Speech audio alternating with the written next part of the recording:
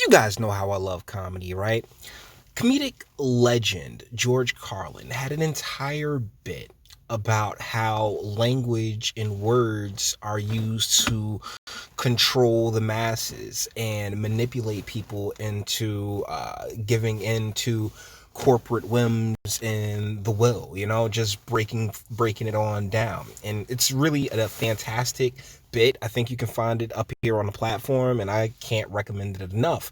And also, when it comes to language and the book 1984 also has a huge section in it, or portion to it, about how the words that we use and the terminology, how it gets flipped around and thrown on its head, how that in and of itself is a means in which to either quell dissent or to ignite chaos.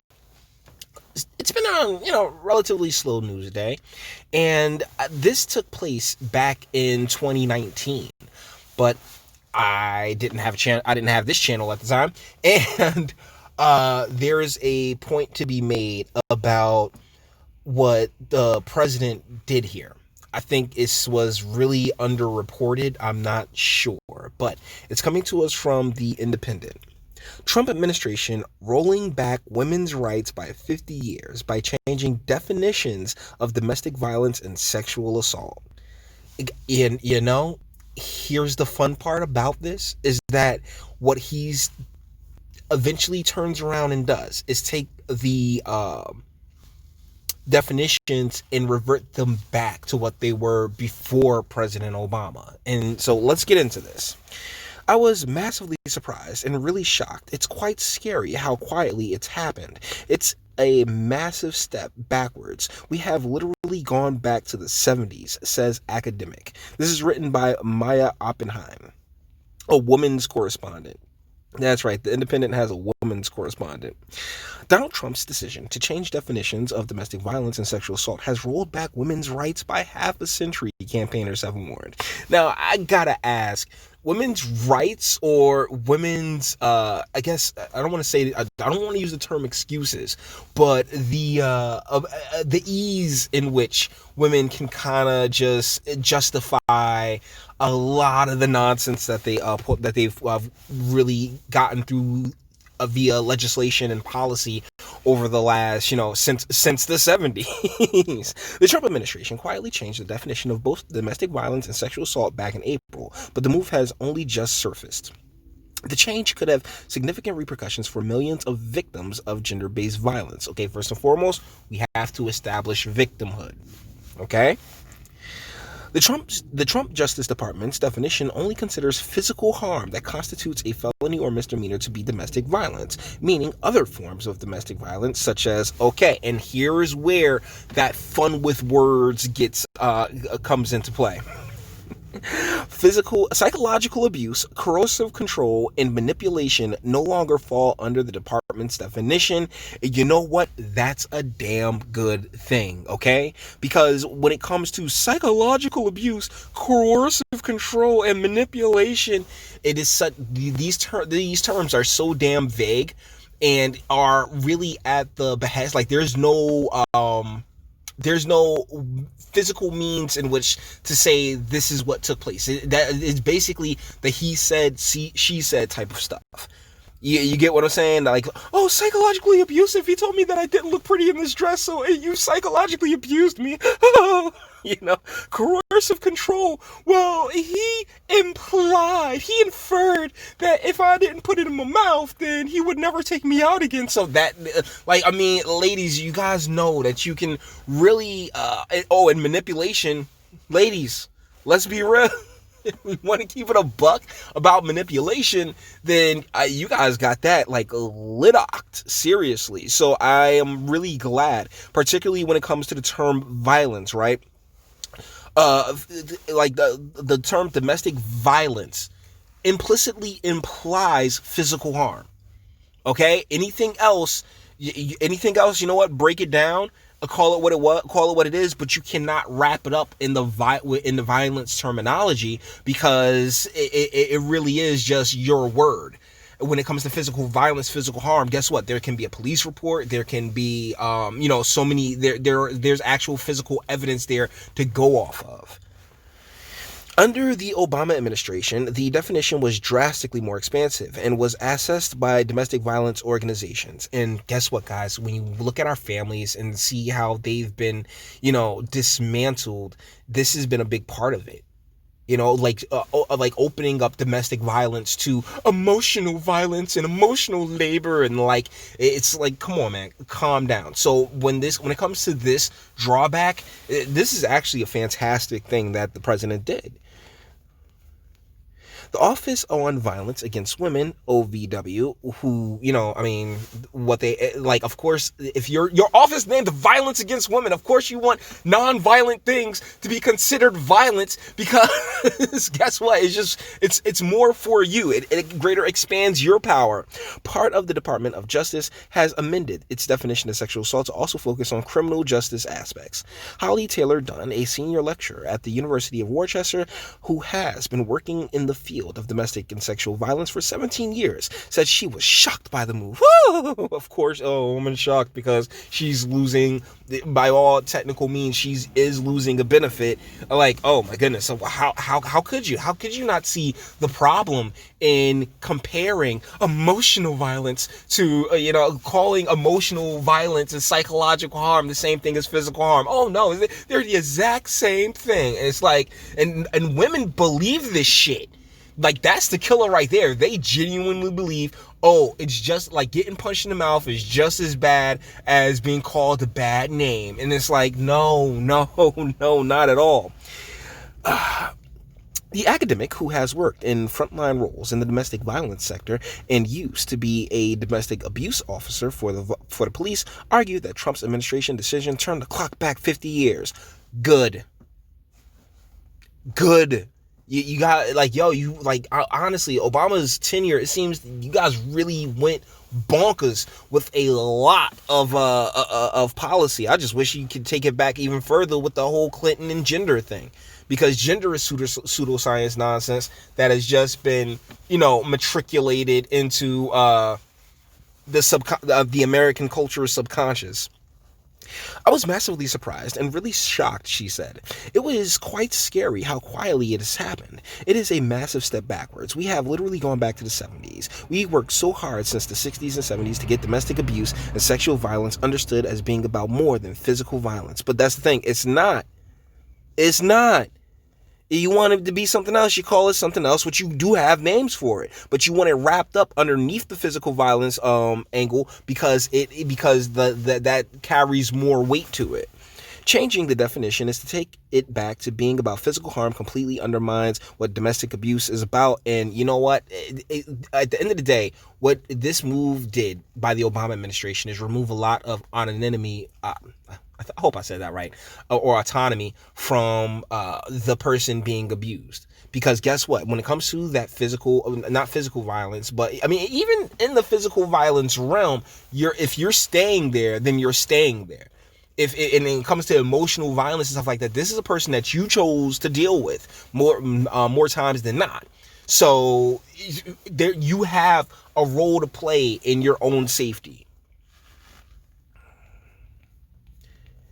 Narrowing the definition will stop victims being able to access services they need. Prosecutions for domestic and sexual violence will also fall because they are limiting it to the most severe forms of abuse. So fewer victims are likely to come forward and seek help. But fewer, also making it so that there are fewer victims sitting there calling themselves victims. That's the problem with playing around with the words like that, is because, like, I'm sorry, if you ain't catching the ass whooping, then just leave. You can dip. You want to say, but you want to sit there and equate the two. I'm sorry, it's not. You have a role to play in your own, life. The move sets a bad example. People look to America and the UK to be progressive on issues such as this. Okay, people are nations. I'm confused because, If America does it, then other countries could quite conceivably think it's an appropriate response. Good, good. By all means, Hungary is the one really leading the charge. They dead in the whole feminism and gender studies nonsense out of their whole swag. I mean, Hungary's definitely has the most hype around this. But yeah, good on them. Miss Taylor Dunn, who leads a master's degree in understanding domestic and sexual violence because, she had to justify going to college in the first place, argued it was unlikely for the UK government to follow America's lead and introduce such a measure because, yeah, you guys got a whole lot to worry about over there. Controlling or corrosive behavior in intimate or familial relationships became a new offense in the UK, punishable with a maximum prison sentence of 5 years under 2015 Serious Crime Act. Oh my God. Controlling or corrosive behavior? Leave. Controlling or corrosive. You're in a relationship. And that's a part of being in a relationship is ownership to an extent. Hey, I'm yours, you're mine. There is that dynamic there. And it's really weird how the government wants to, get involved in this, in that paradigm. The academics said both research and victims proved that the problem is not about physical violence at its core, but noted it had been a slow process getting this form of abuse criminalized here in Britain. Oh my God, thank you, America. Oh God, I'm proud to be an American, where at least I know I'm free. Seriously, I feel so bad for the Brits in this. Miss Taylor Dunn said the domestic violence sector had strived to raise awareness of how complex the issue is. She argued survivors of sexual violence and domestic violence are already treated badly by the criminal justice system due to deeply ingrained oh my God, sex. This is the whole gender studies. This is the gender studies ideology just really coming on out here. By the criminal justice system due to deeply ingrained sexist stereotypes of women in the White House. This decision could only feed existing stereotypes. Stereotypes come from real place, okay? I know it sucks, but stereotypes do have a legitimate origin, okay? So how about, you do what you can on a personal level to, subvert the stereotypes, but also realize that, hey, have fun with them while you can. That was what Dave Chappelle's show was all about. Susan Jacob of the UK domestic violence charity Safe Lives said these changes are a huge step backwards and will have very real consequences for victims and survivors of domestic abuse in the States. Oh, well, then move your ass on over there to Brit, all over there to the UK, all right? Shit, have fun on over there. And sitting there telling guys like, because you because you got mad at me for not being able to pick out where to go to dinner. You're emotionally abusing me, right? Come on, yikes. Wherever you live, if you've experienced domestic violence or listened to those who have, you know all too well that physical violence is never the whole picture. And many survivors tell us that the emotional and psychological abuse takes much longer to recover from. Closer to home, with the publication this week of the draft domestic violence bill, this is a timely reminder that the new statutory definition of domestic violence can encompass the different forms that it takes. Okay, how much longer? Oh my goodness. Okay, it's not too much longer. Women's Aid identified domestic abuse as a gendered crime, saying that while both men and women may experience incidents of interpersonal violence and abuse, women are considerably more likely to experience repeated and severe forms of abuse, including sexual violence. The Trump administration's new definition says the term sexual assault means any non-consensual sexual act prescribed by federal, tribal, or state law, including when the victim lacks capacity to consent. So it's not like they completely stripped it, but it has dwindled it down, and that's a good thing. In contrast, the previous definition was more expansive, saying sexual assault is any type of sexual contact or behavior that occurs without the explicit consent of the recipient. Falling under the definitions of sexual assault are sexual activities as forced sexual intercourse, forcible sodomy, child molestation, incest, fondling, and attempted rape. or forced entry. The Trump government's amendments to the definitions were first written by Natalie Nanisi. Oh, so a chick wrote them. The director of the Judge Elmo B. Hunter's Legal Center for Victims of Crime Against Women at Southern Methodist University, Dedman School of Law. What is clear is that these seemingly semantic changes, even if not yet embodied in official law or policy, are part of a broader trend towards the devaluation of women by this administration and this president, Ms. Nancy wrote in a piece for U.S. publication Slate. Oh, okay, so wait. Okay, she wrote about them. I really did skip over the word about. Okay, she wrote about them. She didn't write them herself. That's funny though. She said the new terms may mean the OVW restricts grants for community efforts to combat domestic and sexual abuse to agencies that severe victims of crime, meaning many survivors, could be left without resources. OVW may also change its education and training resources to include the new definition no longer considers some abuse survivors as victims, she said. Over 43.5 million women have experienced psychological aggression.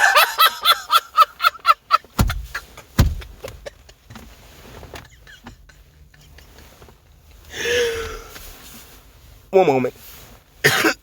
Psychological aggression. Word. They play around with the words. They play around with definitions. They play around with meanings, and it all ultimately ends up to be meaningless because of their gusto in playing around with the words and destroying any meaning. My goodness. From an intimate partner in the U.S., according to, and it says an intimate partner, so that's not even accounting for the alphabetical relationships. According to the Center of Disease Control and Prevention, more than half of women murdered each year in the U.S. are killed by an intimate partner. Once again, not clarifying like the alphabetical that they have up in there too. I mean, come on, man.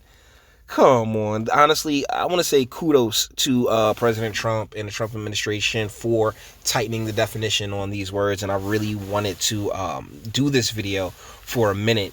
But, you know, we got a bit of a slow news day today, so it's good to toss this one on out there, man, and just give props to the president, you know? I mean, because it like he's been winning like this entire week. He had the emoluments clause that AOC and the progressives were trying to get him on. Yeah, that got thrown out by a judge. The whole impeachment thing went kapooey. You know, it's like Nancy Pelosi, really, like the Iowa caucus thing, really, like, it's just, all things are coming up for this guy, man. It really is.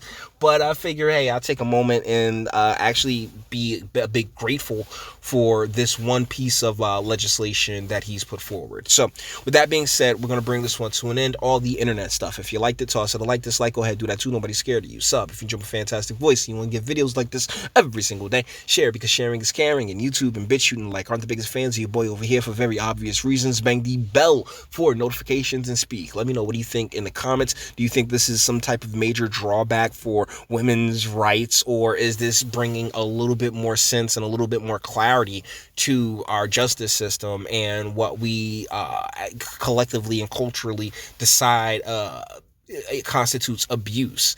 And with the definition being as broad as the Obama administration made it, how can you really expect how can you not expect women in many cases to take advantage of having such an easy out and having such a means in which to just say, oh my goodness, you emotionally abused me and now I'm going to divorce you, and all that other stuff leading into where we're at, you know, with divorce rates and the like being where they are. So, you know, let me know what you guys think in the comments, okay? And until the next one.